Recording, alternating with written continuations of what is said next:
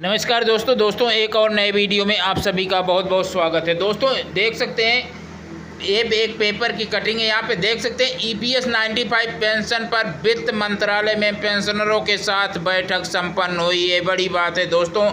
अभी दोस्तों देख सकते थे कुछ दिन पहले EPS 95 पेंशन मुद्दे पर EPFO ने पेंशनरों के साथ की बैठक। तो दोस्तों ये 27 अगस्त को EPFO के साथ NEC की बैठक हुई थी। देख सकते हैं ये पेपर की कटिंग है। देख सकते हैं सरकार की पहल पर कर्मचारी भविष्य निधि संगठन यानी EPFO ने EPS 95 पेंशनरों के साथ एक महत्वपूर्ण बैठक का आयोजन किया। इस बैठक का उद्देश्य पेंशनरों की लंबित मांगों पर चर्चा करना था।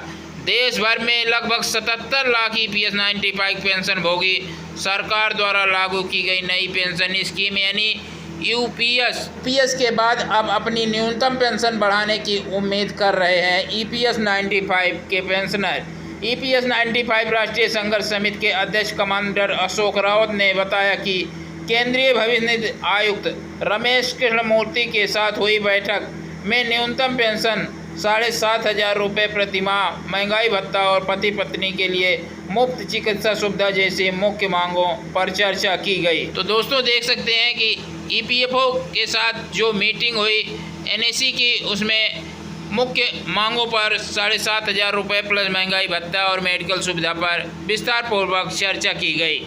आइए दोस्तों जानते हैं EPS 95 पेंशन पर वित्त मंत्रालय के साथ जो बैठक हुई इसमें क्या कुछ निष्कर्ष निकला।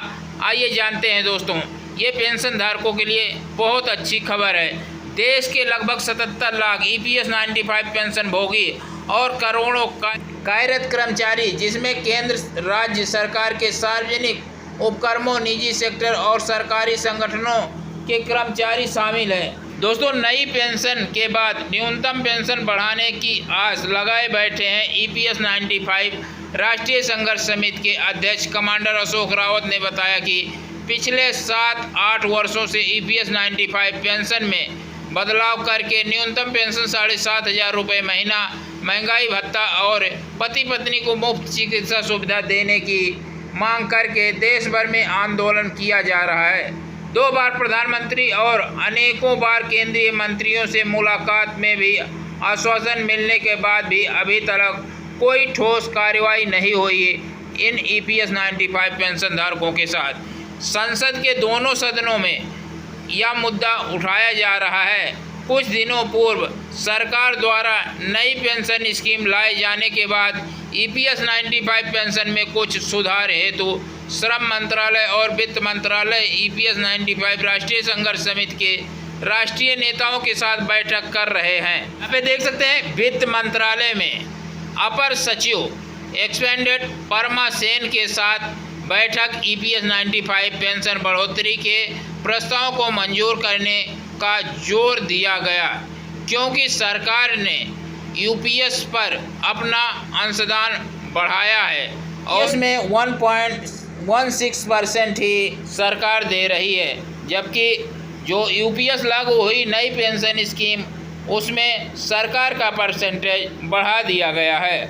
अतिरिक्त केंद्रीय भविष्य निधि आयुक्त तथा एडिशनल सेक्रेटरी श्रम मंत्रालय भारत सरकार रमेश कृष्णमूर्ति जी के साथ EPFO मुख्यालय में समिति की बैठक में न्यूनतम पेंशन 7,500 रुपये महीना, महंगाई भत्ता, पति पत्नी को मुफ्त मेडिकल सुविधा, बिना भेदभाव के वास्तविक वेतन पर उच्च पेंशन लाभ दिए जाने की मांग सहित विभिन्न मुद्दों पर सकारात्मक चर्चा हुई।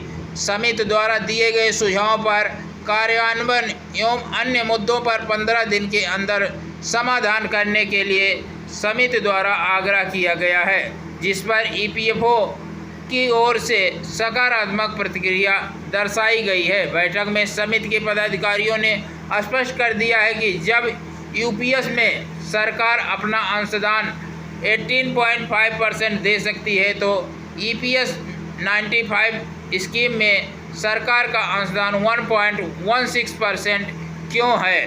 देख सकते हैं UPS में न्यूनतम पेंशन 10,000 रुपये की गई है, जबकि हम लोग 7,500 रुपये प्लस महंगाई भत्ते ही मांग रहे हैं। इन बैठकों में अतिरिक्त CPFC चंद्रमौली चक्रवर्ती और अपराजिता जग्गी तथा समिति की ओर से राष्ट्रीय अध्यक्ष कमांडर अशोक रावत, राष्ट्रीय महासचिव वीरेंद्र सिंह राजावत, राष्ट्रीय सलाहकार PN पाटिल, राष्ट्रीय सचिव राजीव भटनागर व रमेश बहुगुणा, राष्ट्रीय कोषाध्यक्ष। तो दोस्तों देख सकते हैं आदि NAC के नेता मौजूद रहे। तो दोस्तों आपने देखा EPS 95 पेंशन बढ़ोतरी को लेकर के वित्त मंत्रालय में भी बैठक संपन्न हुई। ये बहुत खुशखबरी की बात है दोस्तों। बहुत जल्द अब EPS 95 पेंशन धारकों के पेंशन में वृद्धि हो जाएगी।